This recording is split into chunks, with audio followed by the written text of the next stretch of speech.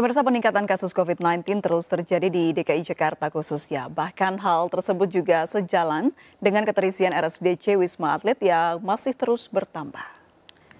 Pihak RSDC mulai mengantisipasi lonjakan kasus harian COVID-19. Saat ini di RSDC terdapat 81 pasien COVID-19 yang dirawat. Petugas pun mulai menyiapkan penambahan tempat tidur, tower, dan alat kesehatan lainnya. Jumlah sumber daya manusia atau pelayanan rumah sakit pun mulai ditingkatkan. Warga dihimbau tidak panik dan tetap menerapkan protokol kesehatan.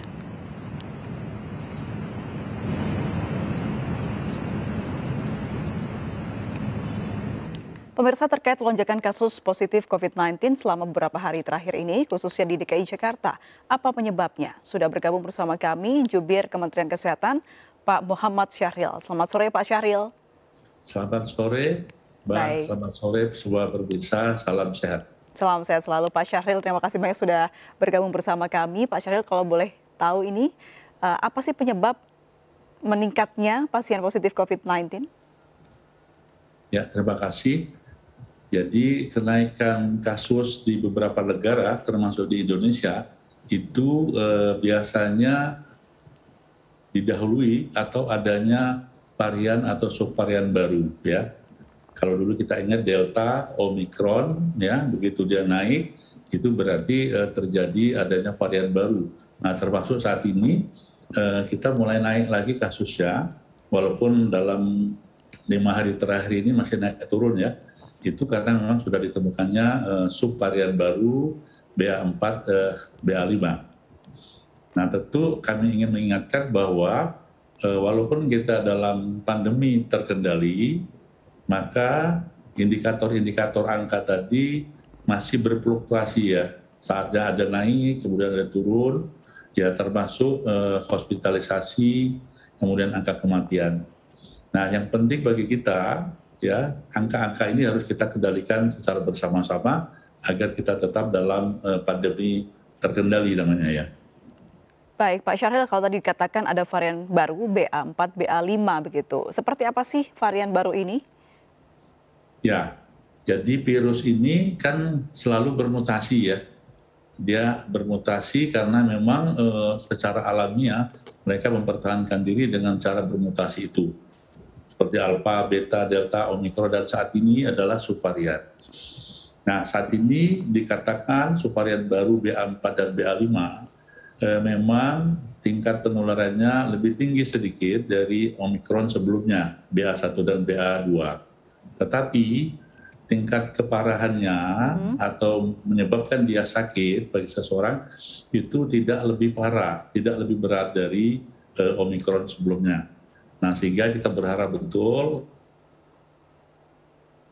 tetap dalam kondisi tingkat keparahannya tidak berat, sehingga tidak banyak yang masuk ke rumah sakit atau hospitalisasi tetap dapat lebih rendah atau terkendali. Baik, Pak Syahril, ini yang terpapar COVID-19 varian BA4, BA5 ini apakah masyarakat yang belum divaksin booster, Pak, rata-rata atau seperti apa analisanya? Ya, saat ini kan sudah ada 57 ya, Mbak, ya, subvarian ini. BA4-nya ada 10, kemudian BA5-nya ada 47, dari total 57. Dari kasus pasien ini semuanya sudah divaksin, ya, tetapi ada yang belum divaksin booster, ya, sebagian atau sekitar 20-25 orang, ya, yang belum divaksinasi booster. Tapi secara keseluruhan mereka sudah divaksinasi. Adakah anjuran baru, Pak, dari WHO untuk menambah vaksin kepada orang yang sudah vaksin 3 kali terkait adanya varian baru ini? Ya, untuk Indonesia kita tetap program prioritas kita adalah meningkatkan cakupan dulu, Mbak, ya. Okay. Cakupan vaksin 1, vaksin 2, karena kita baru 64% dari standar WHO yang 70%. Begitu juga dengan vaksin yang ketiga atau booster ini, kita baru 23%, yang target kita di bulan Juni adalah 30%. Nah, ketiga vaksin ini menjadi prioritas dulu, ya. Kita belum berpikir atau merencanakan adanya vaksin booster kedua. Kita tunggu saja nanti, dengan catatan kita tetap prioritas utama saat ini adalah vaksin 1, 2 maupun booster. Nah, kami ingin tambahkan ya, Mbak. Jadi vaksin ini tujuannya adalah untuk meningkatkan imunitas agar seseorang yang nanti terpapar atau terinfeksi tidak lebih berat atau bahkan dia akan lebih terkendali, tidak menjadi berat sakitnya. Jadi dengan begitu maka kita akan menekan tingkat hunian rumah sakit atau hospitalisasi dan juga tingkat kematian. Ada strategi khusus Pak dari pihak Kementerian Kesehatan untuk bisa menekan penyebaran atau penambahan kasus varian COVID-19 ini, utamanya varian baru? Ya, ini harus dilakukan serentak, Pak ya. Serentak dan bersama-sama antara kita semualah, seluruh masyarakat. Pertama adalah protokol kesehatan. Jadi tetap kita melakukan tingkat kedisiplinan dan pengawasan terhadap protokol kesehatan, baik masker, jaga jarak, cuci tangan, dan sebagainya.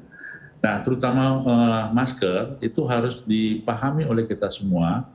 Bapak Presiden memberikan kelonggaran, boleh melepas masker di luar ruangan terbuka, tapi di sana tidak ada kerumunan, tidak banyak orang. Yang kedua, vaksinasi strateginya. Kemudian yang ketiga adalah meningkatkan tracing maupun testing. Nah, tentu saja juga ada bagaimana di tingkat pintu masuk ya, kantor kesehatan pelabuhan, di beberapa pertemuan yang memang dianjurkan adanya antigen ya untuk deteksi dini, dan juga kalau dia positif dilakukan pemeriksaan PCR. Dilakukan serta gitu, Mbak ya. Oke, baik Pak Syahril, dengan adanya penambahan pasien COVID-19 varian baru ini, apakah ada kemungkinan nanti akan diperketat lagi pemakaian masker yang ada di Indonesia, Pak Syahril? Ya, jadi sebetulnya kita juga masih jelas ya, masker itu hanya boleh direkomendasi dibuka dalam keadaan kita sepi, yang tidak banyak kerumunan orang. Contohnya kita di dalam rumah dengan keluarga kan itu tidak pakai masker. Tetapi di ruang tertutup, ada rapat, ada pertemuan yang banyak orang, yang kita juga orangnya dari macam-macam, maka kita tetap mewajibkan. Jadi protokol kesehatan tetap harus kita tingkatkan, termasuk pengawasan di tempat-tempat yang harus memakai peduli lindungi, Mbak ya. Karena saat ini kita lihat beberapa tempat peduli lindungi ini tidak begitu berjalan sesuai dengan yang kita harapkan selama ini gitu loh, Pak. Nah, kita memerlukan seluruh lokasi yang mengharuskan ada peduli lindungi, maka dilakukan pengawasan yang lebih ketat. Baik, Pak Syahril, epidemiolog banyak yang memperkirakan bahwa lonjakan varian baru ini akan meningkat di bulan Juli hingga Agustus. Nah, mengenai prediksi ini Pak, bagaimana update-nya? Apakah sudah dibicarakan di internal Kementerian Kesehatan? Ya, jadi prediksi itu berdasarkan pengalaman sekaligus perhitungan epidemiolog ya. Jadi kalau Bapak Menteri Kesehatan mengatakan sekitar sepertiga dari puncak Omikron yang lalu, yaitu berarti sekitar 20-an ribu ya per hari di pertengahan atau minggu ketiga. Nah, prediksi ini tentu saja menjadi tanggung jawab bersama kita untuk melakukan pengendalian. Nah, syukur-syukur kita bisa mengendalikan tidak sampai demikian. Dan upaya-upaya yang telah kita lakukan dan yang akan dilakukan, seperti yang saya sebutkan tadi, bagaimana meningkatkan kepatuhan ya, kedisiplinan, meningkatkan vaksinasi, dan tentu saja di tempat-tempat pertemuan kita harus melakukan deteksi dini melalui antigen atau PCR yang memang membutuhkan itu sebagai bagian bentuk untuk kewaspadaan. Baik Pak Syahril, dengan prediksi-prediksi yang sudah dikatakan oleh pakar-pakar begitu, yang mana kita mengetahui dari pengalaman-pengalaman yang sudah kita lalui, apakah nanti akan berkoordinasi dengan Satgas COVID-19 atau mungkin sudah dipersiapkan Pak, bagaimana sistem PPKM di negara kita diberlakukan, atau mungkin akan ada naik level lagi di PPKM yang sudah berlangsung saat ini? Ya, jadi kita Satgas ini masih ada loh ya, Satgas dari tingkat nasional sampai ke tingkat desa masih ada, dan memang harapan kita Satgas ini tetap berfungsi seperti sebelumnya. Begitu besarnya peranan Satgas, begitu peranan TNI Polri, kemudian kementerian lembaga, swasta, dan masyarakat untuk sama-sama melakukan pencegahan dan pengendalian, terutama di vaksinasi, di mana unit-unit ini melakukan sentra-sentra vaksinasi yang melibatkan berbagai pihak. Jadi sekali lagi keterlibatan semua sektor ya ini sangat diperlukan, termasuk bagaimana kita harus mengkomunikasikan kepada masyarakat tentang keadaan ini agar masyarakat lebih patuh dan mau mengikuti apa yang disebut dengan himbauan kita, yaitu meningkatkan vaksinasi gitu Pak. Baik, untuk himbauan kepada masyarakat Pak, di mana masyarakat Indonesia masih tetap saja khawatir jika ada muncul varian baru seperti varian BA4, BA5 ini. Apa yang bisa Bapak berikan pesan kepada masyarakat untuk tetap tenang? Ya, mungkin saya mundur sedikit. Dulu pada saat ada pelonggaran oleh Pak Presiden, masih banyak orang yang bertanya, kenapa nggak semuanya saja dilepas masker? Jadi ada suatu kecenderungan masyarakat kita ini yang terburu-buru, tidak menyikapi suatu hal yang proporsional. Nah, saat ini dengan adanya kenaikan kasus, mereka mengharuskan, yuk sekarang pakai masker lagi begitu. Nah, sekarang kita sikapi aja dengan proporsional. Jadi pertama masyarakat jangan panik, jangan istilahnya was-was, tetap tenang, karena varian BA4, BA5 ini insya Allah lebih harus mengendalikan ini secara bersama-sama, baik masyarakat maupun seluruh yang terkait dengan tadi ya protokol kesehatan, PHBS dan juga adalah vaksinasi gitu Mbak.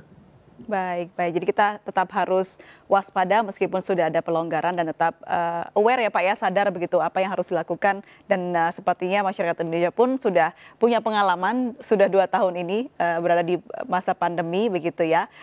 Baik Pak Syahril begitu, apa ada informasi mengenai bagaimana vaksin yang diselenggarakan di Indonesia Pak terakhir?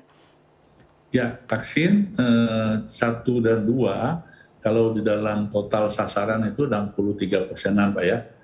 Kemudian untuk vaksin booster itu 23% ya. Nah, himbauan Presiden karena ini kaitannya dengan pengendalian COVID, apalagi adanya kenaikan kasus BA4, BA5 adalah untuk mengejar semua target vaksin ini 1, 2 termasuk booster. Dan vaksinnya cukup ya, tersedia untuk seluruh rakyat Indonesia dengan gratis. Baik, terima kasih Pak Muhammad Syahril, Jubir Kementerian Kesehatan sudah memberikan informasi kepada kita semua. Selamat sore Pak Syahril, salam sehat selalu. Ya, selamat sore, terima kasih, salam sehat. Pemirsa, kami akan segera kembali usai jeda berikut, tetaplah bersama kami di MNC News Now.